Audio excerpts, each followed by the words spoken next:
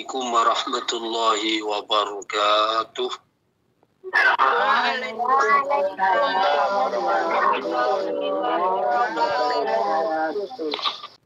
Alhamdulillah. Assalatu wassalamu ala sayyidina wa maulana Rasulillah.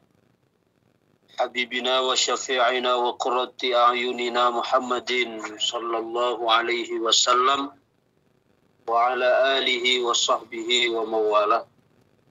Subhanaka la ilma lana illa ma 'allamtana innaka antal alimul hakim.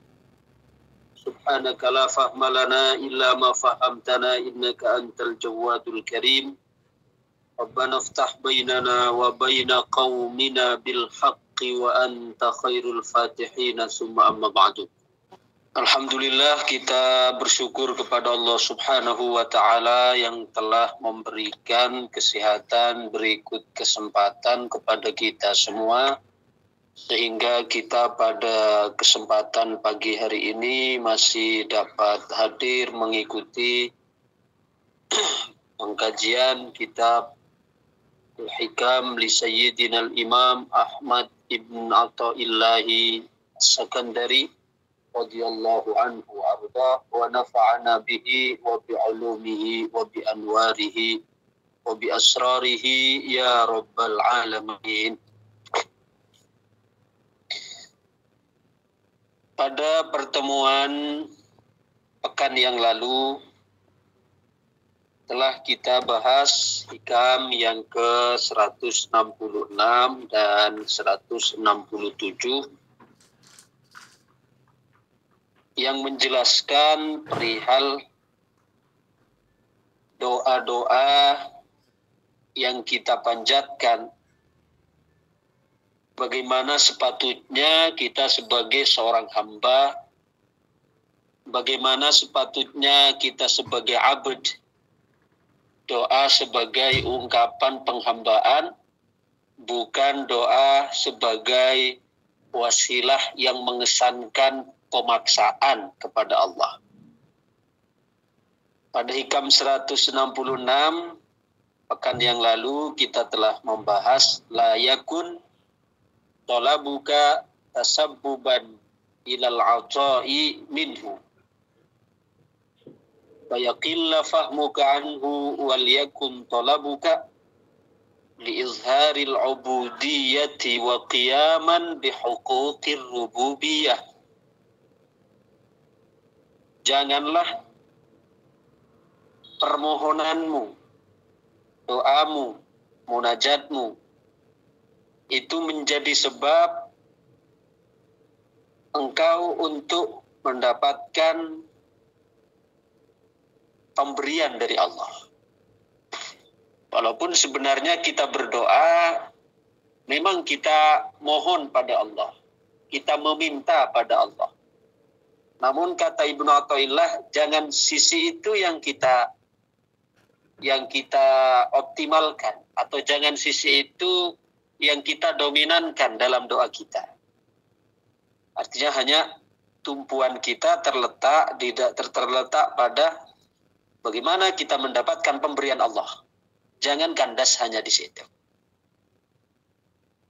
Karena jika harapan kita atau jika tumpuan utama di dalam doa kita adalah untuk mendapatkan pemberian Allah, hanya untuk mendapatkan pemberian saja, fayaqilla fahmuka anhu. Niscaya pemahamanmu tentang Allah itu akan cetek. Pemahaman kita tentang Allah itu akan pendek. Pemahaman kita tentang Allah itu akan sangat sempit. Kenapa dikatakan sempit? Karena kita menjadi abdul ata. Kita hanya sebatas akan menjadi hamba dari pemberian. Ya. Kita mau mendekat ketika ada yang kita kehendaki. Kita mau merapat ketika ada yang kita harapkan untuk didapat. Baru kita merapat pada Allah, DP pada Allah. Karena ada maunya. Ya tapi dalam tataran awam ya lumayan daripada tidak sama sekali. Tapi dalam tataran para ahlillah, orang-orang yang sudah memahami tentang Allah itu masih dicela.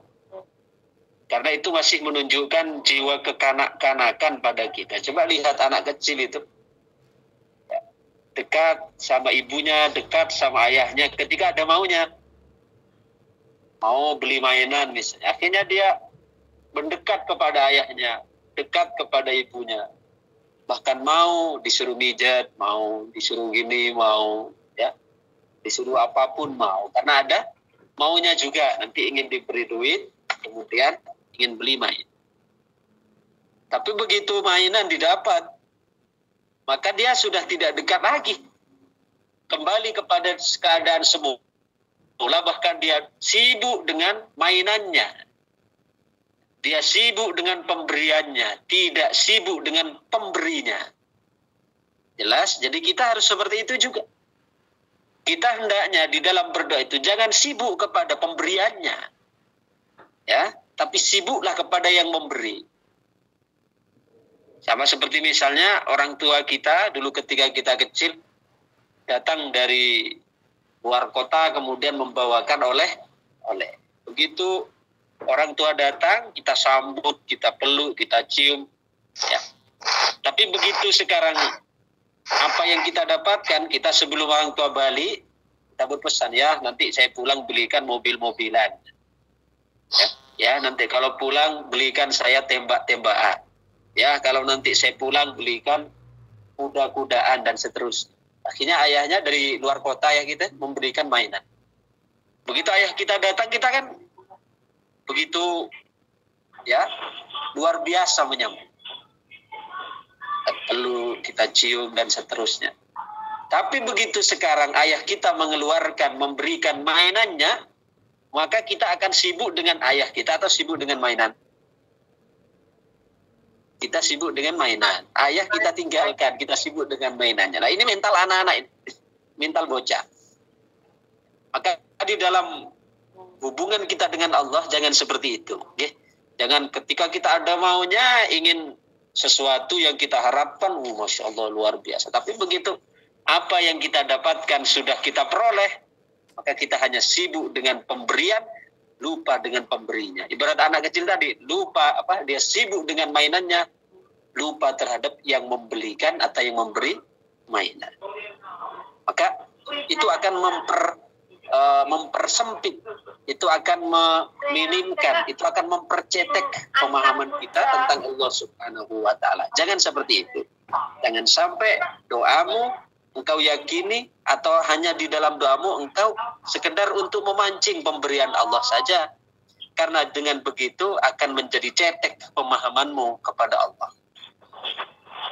Lalu yang benar bagaimana? Wal yakun talabuka li izharil ubudiyati. Akan tetapi jadikanlah permohonanmu, doamu itu untuk menampilkan penghambaanmu wa qiyaman bi huquqir rububiyyati, dan untuk menunaikan hak-hak ketuhanan. Apa hak ketuhanan? Allah adalah Tuhan yang berhak untuk kita agungkan. Allah adalah zat yang berhak untuk kita puji. Allah adalah Tuhan yang berhak untuk kita jadikan sebagai tempat bergantung. Dan seterusnya ini adalah merupakan huququr rububiyyah yang harus kita tunaikan di dalam izharil ubudiyah. Sampun itu hanya kilas balik tentang hikam yang ke-160. Kemudian hikam yang ke-167. Kaifa yakunu talabukal lahiku sababan fi ata'ihi sabiq. Ini 167 menjadi illah atau menjadi penjelas, mempertegas alasan dari hikam 166 tadi. Bagaimana mungkin pemberianmu, bagaimana mungkin doamu, permohonanmu yang baru datang itu menjadi sebab terhadap pemberian Allah yang sudah sejak dulu. Okay? Permohonan kita, doa kita itu sifatnya lahik. Apa lahik? Sesuatu yang baru ada, sesuatu yang baru datang. Karena doa kita itu ada ketika kita sudah mulai bisa berpikir. ketika kita mulai bisa mengungkapkan, ketika kita mulai ada akal, baru kita bisa berdoa. Ya. Janganlah bagaimana mungkin bisa berdoa ketika bisa berpikir. Kita bisa mengucapkan doa ketika bisa berbicara. Bahkan ketika kita dewasa. Itu kan berarti baru. Lah, bagaimana mungkin sesuatu yang baru ini, doa kita yang baru datang sifatnya, bagaimana itu akan dapat menjadi sebab terhadap pemberian Allah yang memang sudah dulu. Pemberian Allah kan sudah dulu nih, sudah ditentukan. Kita nih berapa rezeki kita, jatah hidup kita berapa. Bahkan orang ini, la yamutanna ahadukum hatta yustawfa rizquh. Tidak akan mati di antara kalian sebelum jatah hidupnya, jatah rizkinya itu selesai. Jadi bebarengan dengan habisnya jatah rizki, disitulah ajal datang. Ya, dan itu sudah Allah tuliskan sejak azali, sudah Allah di dalam ilmu Allah. Bahkan diperbaharui lagi, di-upgrade lagi ketika kita usia 4 bulan di dalam kandungan. Nah itu kan sudah paten itu, artinya sudah Allah tetapkan. Ya, rezeki kita berapa, apa saja yang Allah berikan kepada kita, fasilitas apa saja yang nanti akan Allah berikan kepada kita, itu sudah jadi. Lalu bagaimana sesuatu yang memang sudah jadi begini, sudah Allah desain, kemudian kita menganggap doa kita yang baru kita procot, lahir, dewasa, bisa berdoa, kemudian kita menganggap bahwa doa kita itu yang menjadi sebab kita mendapatkan pemberian Allah. Tidak, bagaimana mungkin doa kita yang baru datang ini menjadi sebab terhadap sesuatu yang sudah Allah tetapkan sejak dulu. Paham gitu? Kalau pertemuan yang lalu saya memberikan sebuah ilustrasi, ya, beda antara konsep anggaran Allah dengan anggaran di dalam pemerintahan. Ya. Kalau di dalam anggaran pemerintahan, bantuan misalnya untuk pembangunan infrastruktural misalnya, ya, untuk membangun jalan, untuk membangun fasilitas umum, maka kucuran dana itu akan turun kapan? Ketika ada proposalnya dulu. Jadi proposal dibuat dulu, berapa anggarannya, ya, apa saja kebutuhannya, kebutuhan dana misalnya adalah anggarannya 300 juta, maka di situ dilaporkan di dalam RAP, ya, ditulis, kemudian dirinci, total 300 juta, kemudian ditandatangani, dikirim ke pemerintah daerah atau pemerintah pusat untuk mendapatkan kucuran dana itu. Berarti proposal itu datang terlebih dahulu, baru kemudian anggaran itu turun ditetapkan. Paham? Baru anggaran itu ditetapkan. Berarti proposalnya itu datang dulu, anggarannya atau kucuran dananya turun kemudian. Wajar kalau begitu. Tapi dalam urusan kita berdoa kepada Allah tidak begitu konsepnya. Ya. Anggaran sudah ada dulu, sudah Allah tetapkan dulu nih. Ya, sudah Allah tetapkan dulu. Ibaratnya sekarang kita hari ini makan apa? Kemudian apa saja fasilitas yang akan kita nikmati nanti? Kemudian kita akan jadi orang yang beruntung atau orang yang sengsara. Berapa jatah umur kita? Itu kan sudah Allah ketok palu. Ya, sudah Allah ketok palu. Berarti ibaratnya tadi anggarannya sudah ada dulu. Dananya sudah ada dulu. Kemudian kita berdoa kepada Allah. Berdoa ini datangnya kemudian. Lalu bagaimana mungkin doa kita yang baru datang ini dikatakan menjadi sebab terhadap ketentuan Allah yang sudah dulu Allah ketok palu. Paham?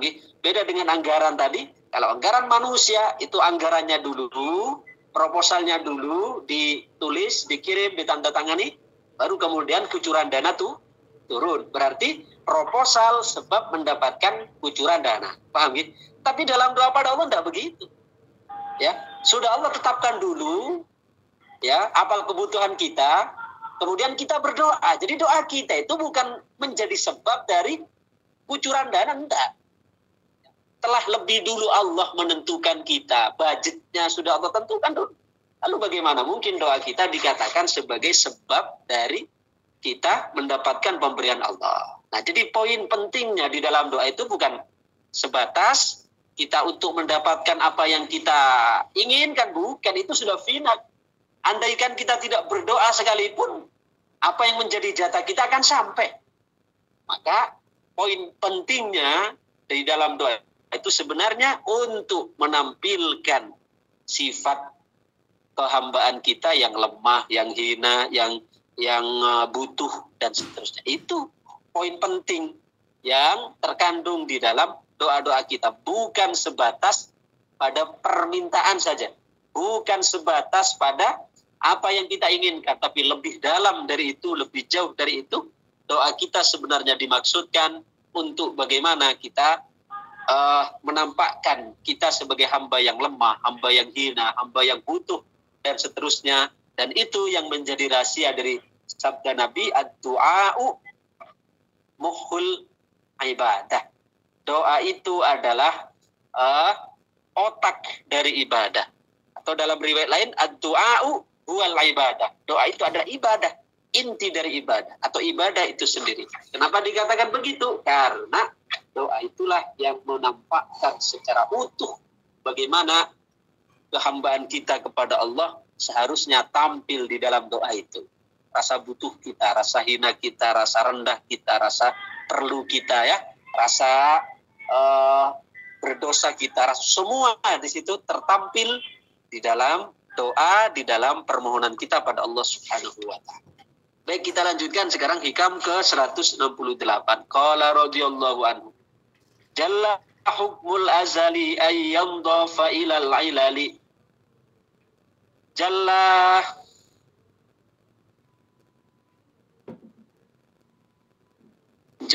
agung.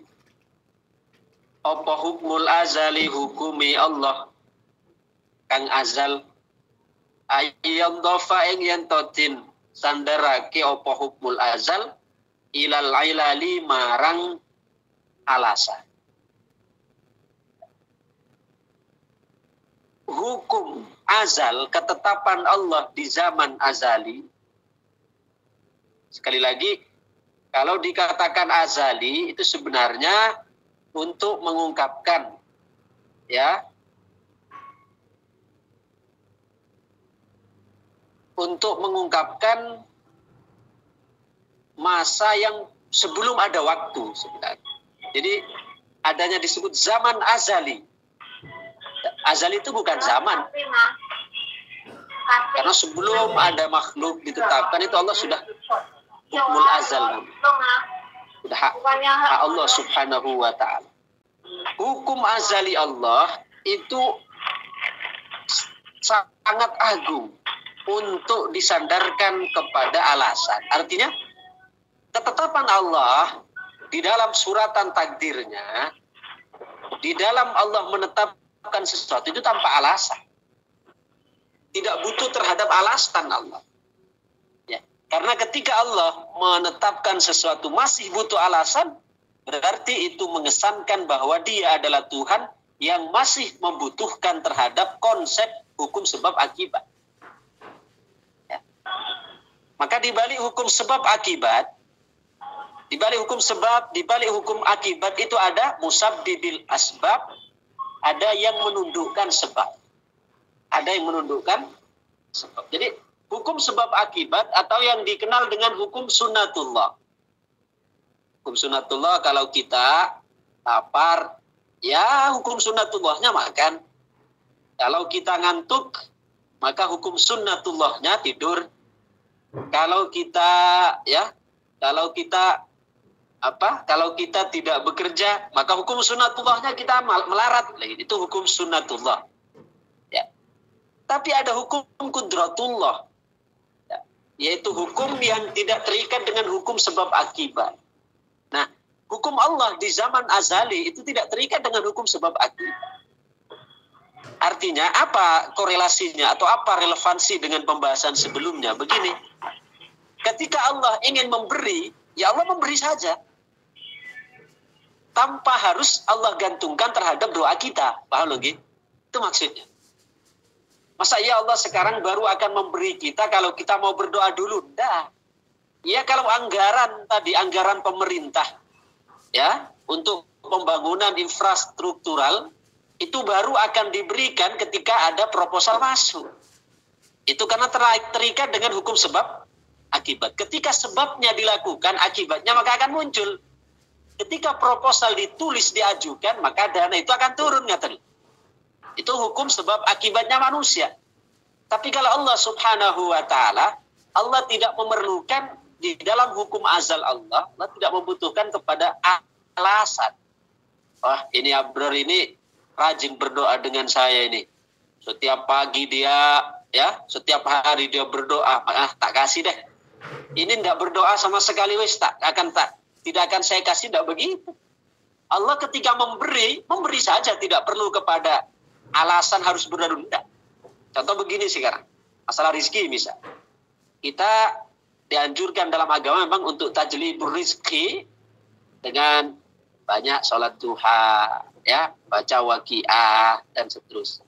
Tapi harus kita garis bawahi, Allah bukan berarti ingin memberi kepada kita masih menggantungkan kepada doa-doa kita. Enggak. Ya. Lagi-lagi Allah di dalam memberi kita, menyuruh kita berdoa dulu. Itu sebenarnya lebih kepada supaya kita menampakkan diri kita sebagai hamba. Bukan, ini karena tidak pernah sholat doa, tak akan saya kasih deh. Saya akan biarkan tidak dikasih rezeki. Enggak.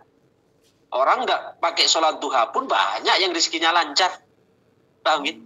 Bahkan ada orang non-muslim sekalipun, orang kafir, tidak tahu-tahu sholat duha, tidak tahu-tahu baca waqiah, tapi rezekinya melimpah. Banyak tidak yang begitu? Banyak. Ya. Jadi Allah di dalam memberi itu tidak butuh alasan. Gitu. Allah tidak perlu alasan kita harus berdoa dulu baru Allah memberi. Tidak. Allah kalau ingin memberi ya diberi saja.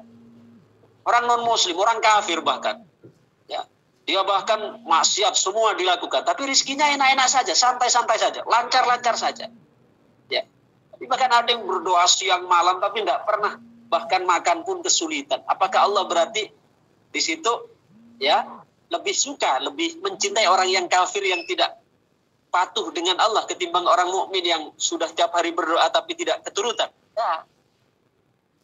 Jadi justru Allah subhanahu wa ta'ala ketika ingin memberi, ya memberi saja. Tidak harus Allah menunggu doa kita baru Allah memberi. Ya. Allah tetap memberi tanpa harus kita berdoa. Loh, kalau begitu kenapa harus berdoa? Sekali lagi berdoa itu untuk menampakkan bahwa kita adalah hamba yang butuh, hamba yang lemah, hamba yang hina, hamba yang papa, hamba yang miskin. Hamba itu yang ingin Allah bentuk jiwa itu sebenarnya. Ya, jiwa-jiwa tersebut yang ingin Allah bentuk. Kemudian hikam 169. Ainayatuhu fika la li syai'in minka wa aina kunta hina wajahatka inayatuhu maqabalatka riayatuhu lam yakun fi izalati ikhlasi a'malin lam yakun fi azalihi ikhlasu a'mali wala wujudu ahwalin bal lam yakun hunaka illa mahdul ifdal wa azimun nawal. Allah. Inayatuhu utawi pitulungani Allah fika ing dalem sira pertolongan Allah padamu lali syai'in ora krono suwiji-wiji mingka saking sira. Pertolongan Allah kepadamu itu bukan karena sesuatu yang berasal darimu. Itu Allah menolong kita bukan karena kemampuan kita. Ya. Allah menolong kita itu justru karena anugerah Allah, bukan kemampuan kita. Allah beri rezeki kepada kita yaitu karena sifat Allah Maha Pemberi, bukan karena doa kita yang ampuh. Tanya terlalu maksudnya. Wa aina lan di wa aina kunta wa aina lan di kunta ono sapa sira hina wajahatka ing dalem nalikane ngadhep ing sira apa inayatuhu pitulungane Allah wa qabalatka lan ngadhep ing sira apa riayatuhu pengawasane Allah. Lalu di mana engkau pada saat Allah mengirim kepadamu pertolongannya dan mengirim kepadamu perlindungannya? Contoh, kalau memang yang memberikan kemudahan, pertolongan atau kemudahan yang kita dapatkan itu karena hebatnya doa kita, karena jasa kita, karena kemampuan kita, kata Ibnu Atha.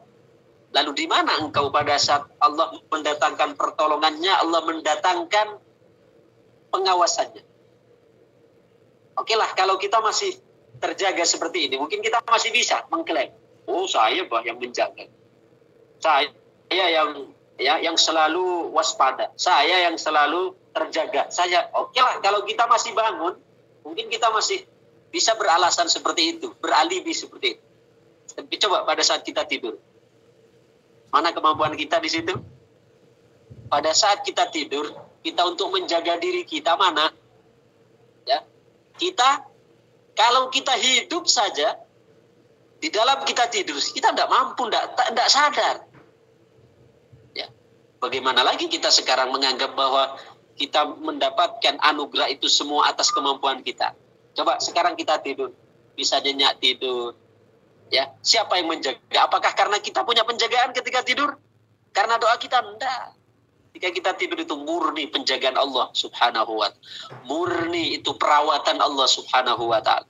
Murni itu pertolongan dari Allah subhanahu wa ta'ala. Ya, kita tidur, Allah jaga kita dari binatang-binatang, semut. Coba, ketika kita kemasukan semut saja, jangankan misalnya Allah kirim semut satu kerajaan masuk ke telinga kita, apa jadi? Uang itu saja kalau kita kemasukan satu semut kecil saja ke dalam telinga, Masya Allah, ya, kita merasakan sakit yang luar biasa. Coba pada saat kita tidur, mana kemampuan kita di situ untuk menjaga diri? Ya, mana kemampuan kita di situ untuk mendapatkan kekuatan, untuk mendapatkan pertolongan diri dari diri kita? Tidak. Itu mutlak pemberian Allah, ya, anugerah dari Allah subhanahu wa ta'ala. Maka kita disindir oleh Ibnu Atha dalam Hikam 169, inayatuhu fika, pertolongan Allah terhadapmu, Allah menolongmu itu bukan karena berasal dari sesuatu apapun darimu. Kamu roror kok sok-sokan begitu kamu, ya, merasa bahwa itu adalah kemampuanmu.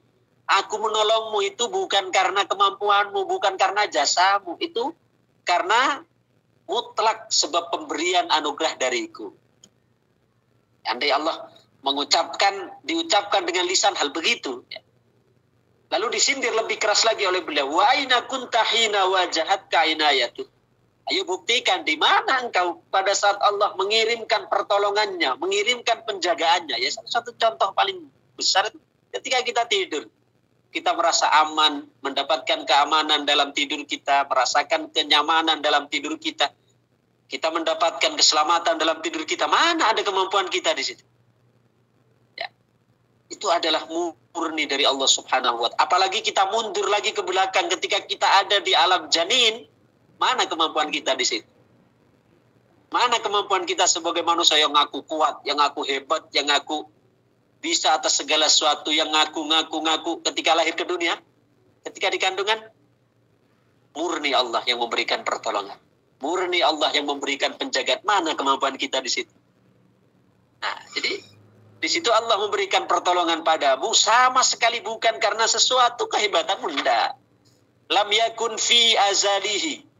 Sama sekali tidak ada di dalam azali Allah, pada azali Allah, zaman azali, ikhlasu a'malin wala wujudu ahwal. Pada zaman azali itu Allah subhanahu wa ta'ala tidak ada menggantungkan kepada perbuatan atau keadaan tertentu. Memang tidak ada apa-apa di sana. Ketika Allah ketok palu belum ada kita. Balam yakun hunaka illa mahdul ifdal wa azimun nawal. Bahkan tidak ada apapun di sana ketika Allah mengetok palu menetapkan, melainkan murninya anugerah dan agungnya pemberian. Jadi itu adalah saking besarnya pemberian Allah kepada kita, anugerah Allah, penjagaan Allah yang sama sekali tidak ada campur tangan kita di dalam mendapatkan itu semua. Jadi sekali lagi garis besarnya dari beberapa hikam yang kita bahas 2 minggu sekarang adalah bahwa doa kita dimaksudkan intinya adalah sebenarnya untuk menampakkan jiwa kita, jiwa yang hamba yang butuh, hamba yang perlu, hamba yang fakir, hamba yang hina, hamba yang lemah. Itu inti dari Allah memerintahkan kepada kita untuk berdoa. Jadi berdoa itu bukan kok supaya kita meminta kepada Allah. Hanya itu saja? Bukan. Karena Allah kalau untuk memberi kita tidak harus diminta. Allah itu memberi tanpa diminta, bahkan memberi lebih dari yang diminta. Itulah nama dari Allah Al-Karim. Jadi makna Al-Karim itu Allah memberi tanpa diminta, Allah memberi bahkan lebih dari yang diminta. Jadi kalau kita berdoa maksud Allah ingin memberi kita, tidak harus diminta, tidak harus berdoa. Tanpa kita berdoa pun akan Allah berikan. Jadi maksud agung dari Allah merintahkan kita berdoa supaya kita menampakkan jiwa hamba kita kepada Allah. Kelemahan kita, kehinaan kita, kerendahan kita, kepapahan kita. Supaya itu yang Allah tampakkan kepada kita. Kemudian kesimpulan yang kedua, bahwa Allah ketika memberi tidak perlu alasan. Tidak perlu harus Allah kita ajukan proposal dulu baru Allah cairkan. Tidak. Ya.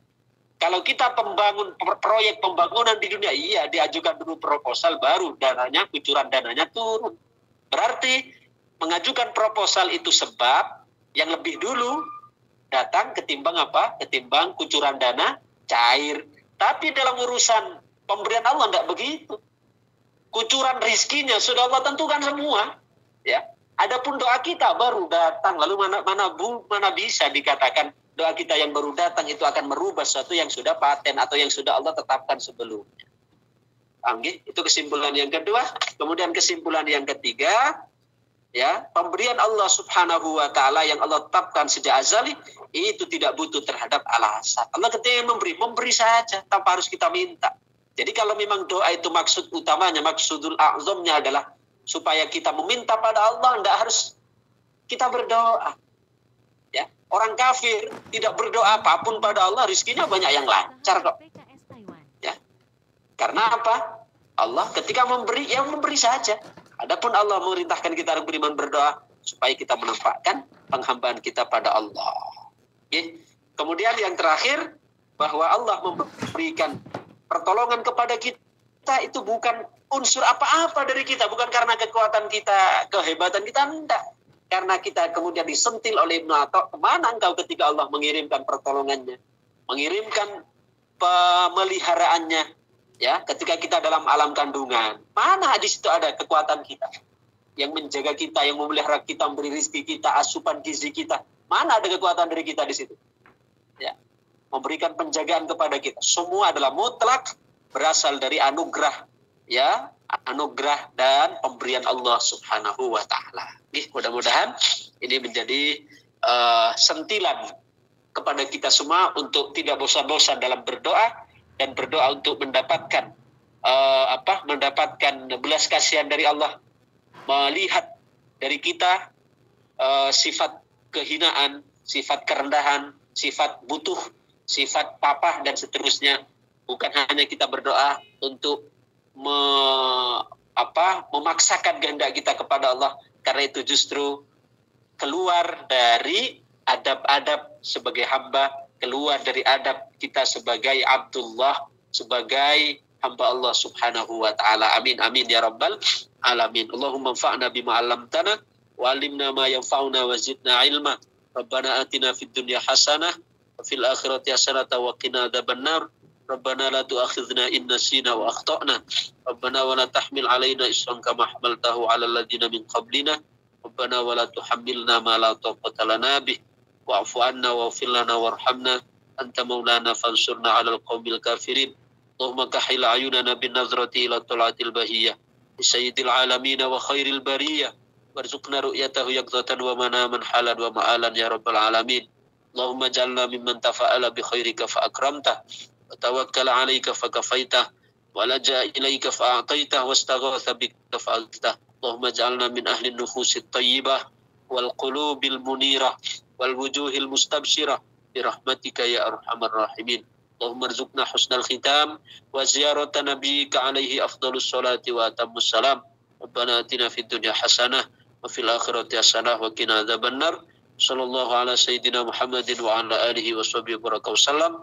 Subhana rabbika rabbil izzati amma yasifun wa salamun alal mursalin walhamdulillahi rabbil alamin. Al-Fatihah. A'udzubillahi minasyaitonirrajim. Bismillahirrahmanirrahim. Alhamdulillahirabbil alamin. Rahmanirrahim. Maliki yaumiddin. Iyyaka na'budu wa iyyaka nasta'in. Ihdinas siratal mustaqim. Siratal ladzina an'amta 'alaihim ghairil maghdubi 'alaihim waladdallin. Amin. Bifili wali walidayya wa lil mu'minin. Amin. Demikian, terima kasih. Assalamualaikum warahmatullahi wabarakatuh. Waalaikumsalam warahmatullahi wabarakatuh.